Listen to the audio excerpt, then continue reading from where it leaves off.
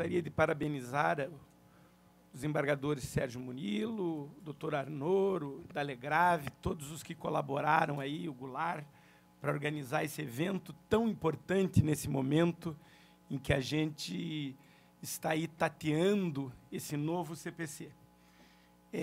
O meu tema é falar sobre as nulidades no processo do trabalho e as influências que ocorreram em função do advento do novo CPC. Ficou com aquela linha tradicional que tenta prestigiar a velha e boa CLT.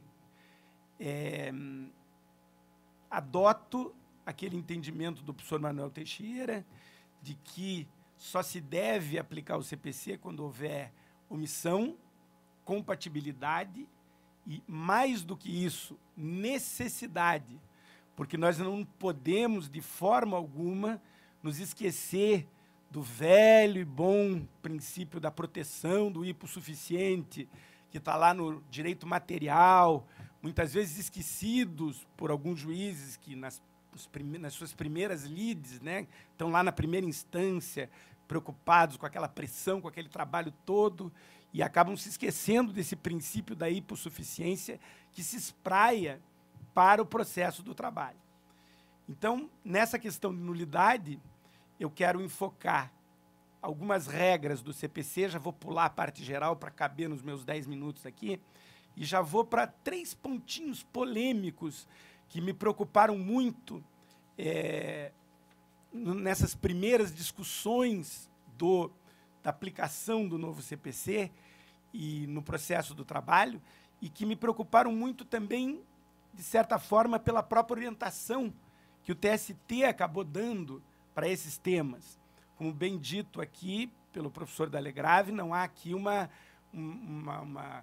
constrangimento aos juízes de primeira instância para que eles adotem, em segunda instância, para que eles adotem dessa ou daquela forma a aplicabilidade ou não.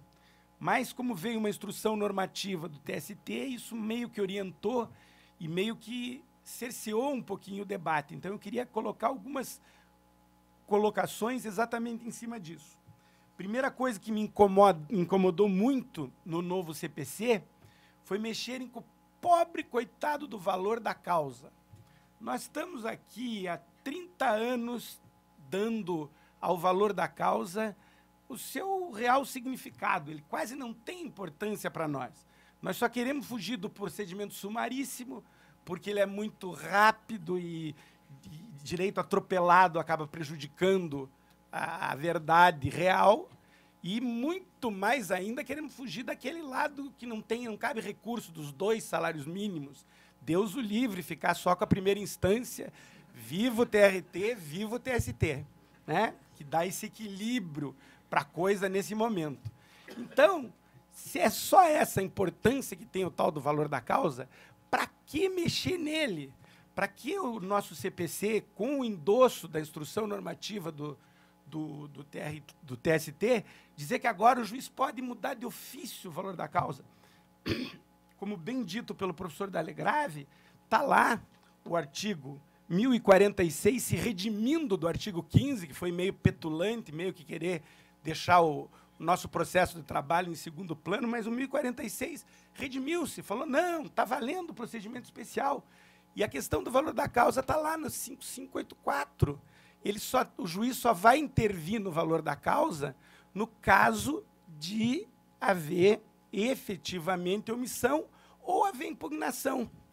E o patrão que quer impugnar também é besteira, porque depois fica um valor grande e condenam ele lá como litigante de má-fé, ele vai pagar lá a multa com base no valor da causa, o feitiço vira contra o feiticeiro. Então, deixem o valor da causa quietinho, nós temos coisa mais importante para se preocupar, né? Porque se você for querer aplicar aquelas regrinhas do processo civil do valor da causa, vai ficar um valor tão grande que o cara vai ter que pedir assistência judiciária gratuita, porque ele não consegue pagar os 2% de custo se for improcedente. Então, deixa os 50 mil que todo mundo põe, que milão o cara paga e pronto, e vai para a segunda instância e depois recupera, que a decisão de segunda instância tem sido tradicionalmente melhor do que a de primeira para o trabalhador. Então, na verdade, essa questão de se importar esse conceito do valor da causa é uma coisa que realmente me chateou muito esqueceram da Lei 5584, e o TST foi incoerente, porque ele disse que valia a fixação de ofício, mas não revogou a súmula 71. Então, aquela súmula 71, aquela OJ que tem aqui no nosso próprio TRT, que é a OJ 41, está tudo valendo, gente. Ninguém revogou a Lei 5584. Vamos nos preocupar com coisas mais importantes para a vocação do magistrado do que ficar lá mudando de ofício o valor da causa. Percam o seu tempo com coisa mais importante. A segunda coisa que muito me preocupou também em relação a esse novo CPC, e que reflete uma tendência que vem ocorrendo há muito tempo, que é a obsessão pela celeridade. Eu canso de dizer, 30 anos, doutor Sérgio Murilo, que eu digo, é melhor demorar para perder para ganhar do que perder rápido. Então, não adianta esse troço de ser muito rápido mesmo. É tudo para julgar improcedente, essas perícias na audiência, tudo corrido. Isso aí é só para... interessa para quem não quer esclarecer as coisas. E aí as coisas... grande coisa, conseguir uma improcedência em tempo recorde. Quer dizer, por que adianta para o trabalhador isso? Né? Só para fazer estatística lá, para o juiz ser promovido, de repente, porque ele é muito rápido. Mas esse troço de rapidez tem que ter um certo cuidado. E nós, o CPC, com toda a preocupação super louvável de se prestigiar a qualidade da tutela jurisdicional, ele caiu nesse canto de sereia, nessa questão aqui do julgamento do mérito das causas maduras. O CPC de 73 foi muito tímido, foi uma lei posterior que alterou, que permitiu que, se a causa tivesse madura e a questão fosse só de direito, o juízo de segunda instância poderia resolver a coisa em vez de anular e voltar lá para a primeira instância. Mas o nosso atual CPC exagerou nisso. O artigo 1013, parágrafo 3º, trouxe uma série de hipóteses em que, se a causa estiver madura, esquece-se de anular e devolver o processo lá para a primeira instância, e o juiz de segunda instância tem a hercúlea obrigação de julgar aquilo que não foi feito de forma adequada na primeira instância. Isso sobrecarrega o tribunal. Vai lá que, como diz o doutor Gunther, primeira instância é um Vietnã, né? É duro mesmo, a primeira instância não é fácil conviver com esse litígio todo. Mas se as coisas começarem a ficar mal feitas na primeira instância, o juiz de segunda instância vê lá que não tem fundamentação, que extinguiu o processo sem julgamento do mérito, quando não devia ter extinto, e o pobre do desembargador tiver que julgar tudo isso, pegar esse bando de besteira que às vezes sai, e ele tem que corrigir tudo, isso é o fim do mundo, isso prejudica, isso não tem caráter pedagógico nenhum, porque o juiz de primeira instância não fica sabendo que errou. É um aprendizado a magistratura. O cara entra inexperiente, o cara entra com um pouquinho de juizite, o cara entra fazendo um monte de coisa, assim, que depois, com o tempo, ele percebe que é besteira fazer, que não tem necessidade de tudo isso. Um exemplo típico, uma decisão extremamente arbitrária de primeira instância é escolher paradigma. De onde é que tiraram isso? Se eu estou dizendo que tem 3 caras lá que trabalham fazendo a mesma coisa que o cara, é porque tem 3 caras que trabalham igual. Por que eu tenho que escolher um deles? Aí tem juiz de primeira instância que manda escolher, você não escolhe, teima. Daí, a maioria é bom, porque eles não deixam nem fazer prova, daí anula mesmo, porque tem que voltar para ouvir a testemunha do paradigma. Mas digamos que vem um juiz assim, mais vocacionado, mais equilibrado, e diga, não, eu vou te deixar fazer prova, mas como você não escolheu, eu não vou dar. Aí, esse tipo, não vou julgar, né, porque eles entendem que extingue o processo sem julgamento do mérito. Se esse processo não voltar para esse juiz que fez cometeu esse equívoco, e ele não ficar aprendendo que o tribunal está julgando diferente, que o entendimento é diferente, ele vai simplificar exageradamente e vai sobrecarregar tanto a vida da segunda instância que vai ser um problema muito grave. Então, embora com tristeza, eu vi que o TST adotou isso, talvez também por essa obsessão da celeridade, não, julga na segunda instância, que tem assessor, tem mais condição, tal, Mas não, a coisa é pedagógica, não pode fazer isso. Tem que anular, tem que voltar. Se a decisão não é fundamentada, se a decisão é nula, o juiz de primeira instância tem que saber que ele está dando decisão nula e que vai sobrar para ele fazer de novo. Porque se ele não tiver que fazer de novo, ele vai primar por essa pseudo-celeridade e nós vamos ter toda a justiça concentrada no TRT e no TST. Porque aí a coisa... sem falar na questão de que o recurso de revista é uma questão de direito. E você supre daí a possibilidade de discutir a matéria de fato em duas instâncias, o que é uma coisa extremamente problemática.